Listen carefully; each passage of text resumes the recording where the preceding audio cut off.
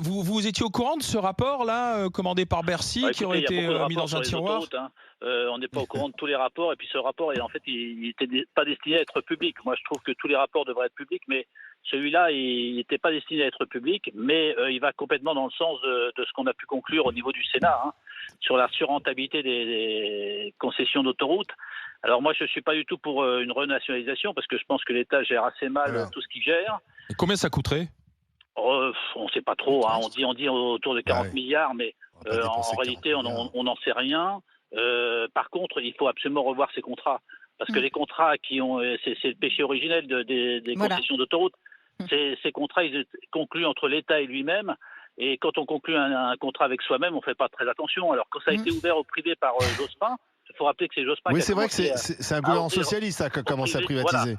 Et ensuite, Toujours le rappeler. c'est De Villepin qui est allé plus loin, mais on aurait dû revoir les contrats à l'époque. Bien sûr, c'est ça le problème. Les contrats sont très mal foutus Voilà. et donc aujourd'hui on n'est pas assez rigoureux vis-à-vis des concessionnaires et on devrait pouvoir se mettre autour de la table pour rediscuter un peu de ces Mais contrats. est-ce qu'on pourrait récupérer une partie de ces super profits Ah ben, bien avant sûr, même de renégocier les contrats? Ah non. D'ici la fin des contrats, nous on chiffre la surrentabilité à plus de 30 milliards. C'est-à-dire que ce que vont toucher les sociétés concessionnaires par rapport à une rentabilité de 8% déjà, hein, qui est déjà pas mal, hein, sur la durée du contrat, en fait, on considère qu'ils vont toucher à peu près 35 milliards. Mm. Et c'est dans ces 32-35 milliards qu'il faut aller puiser pour Et on peut le faire, permettre ça? de faire... On peut pas. Ah ben, on peut pas, on peut négocier. L'État est en capacité de négocier parce que Ah ouais. vous avez un renouvellement des contrats qui C'est se ça. fera dans les années 30, de 31 à 36.